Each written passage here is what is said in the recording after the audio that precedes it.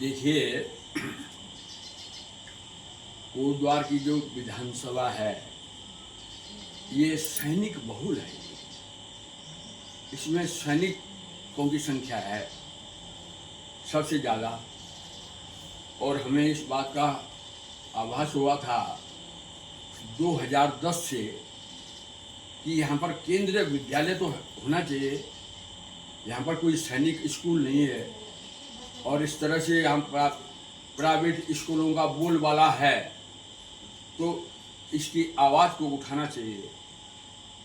तो शुरू किया था इसको 2010 से और लगातार तहसील परिसर में आंदोलन चलता रहा, धरना प्रदर्शन चलता रहा और कोटद्वार के जितने भी संगठन हैं सब ने उसमें सहयोग किया है उस आंदोलन में।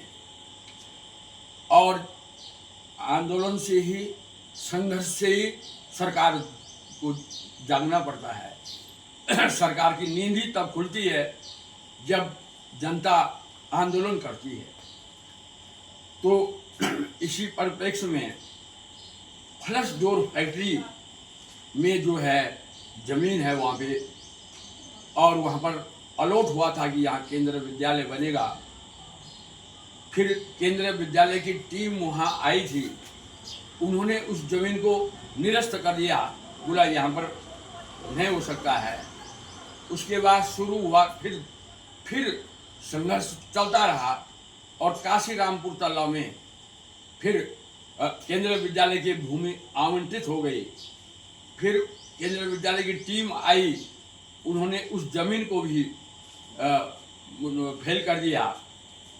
और उसके बाद उत्तरी झंडी चौड़ में 8 एकड़ भूमि पे वो आए थे केंद्रीय विद्यालय की टीम और वो उसको स्वीकृत करके गई थी, लेकिन कुछ विवाद के कारण कहीं वो हुए, तब तक नए चुनाव आ गए। जब नए चुनाव आ गए तो हमने चुनाव प्रचार चल रहा था, तो मैडम को कहा था, मैडम हमारी जो अभी रितु खंडूड़ी जी हैं, उनको ये कहा था कि भाई मैं तो सैनिक हूँ और सैनिक की जैसे बात भी मैं भी करूँगा आपसे। अब आपको हम देवी भागवत के ऊपर एक ज्ञापन रखेंगे, उसको आपने उठाना होगा और तब हम समझेंगे कि भाई आप केंद्रीय विद्यालय के पक्षधर हैं। तो उस दौरान उस कार्यक्रम में कैप्टन सीपी डोबरियाल जी थे, उनके द्वारा ही वो देवी भागवत को लाया गया था। तो यदि उन्होंने अगर अभी कुछ किया है तो उन्होंने अपने वादे को पूरा किया है, उन्होंने अपने शपथों को पूरा किया है। तो हमने ये कहा था कि हम लोग भी सेना में जब शामिल हुए थे तो हमने शपथ दी थी और उसी शपथ के साथ हम लोग फिर पूरे हिंदुस्तान में नौकरी करते रहे। तो यही है एक।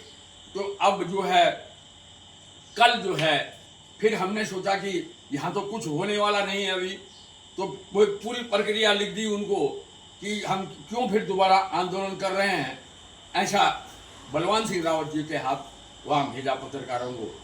तो पत्रकारों ने जो है फिर सही बात को जो है आज अखबारों में आया है कि क्या कैसा है, क्या मतलब कहाँ तक जमीन है, क्या नहीं, मतलब जो भी है वो एक मतलब सुभाष कुकरेती का भी योगदान मैं इसमें मान रहा हूँ, क्योंकि उन्होंने आत्मदाह की चेतावनी दे दी थी सरकार को। आत्मदाह के लिए उन्होंने संकल्प कर लिया था कि अगर एक केंद्रीय विद्यालय नहीं बनेगा तो मैं आत्मदाह कर दूंगा। फिर किसी तरह से मतलब ये ऐसे लोगों का आज जो है यहाँ केंद्रीय विद्यालय अब शुरू होने जा रहा है, उसकी अधिसूचना के लिए हमने कह दिया कि इसकी अधिसूचना जब जारी करेंगे तभी बच्चे लोग वहाँ एडमिशन होंगे। अगले महीने से वहाँ एडमिशन है। तो इन्हीं शब्दों के साथ जय हिंद, जय भारत, जय उत्तराखंड।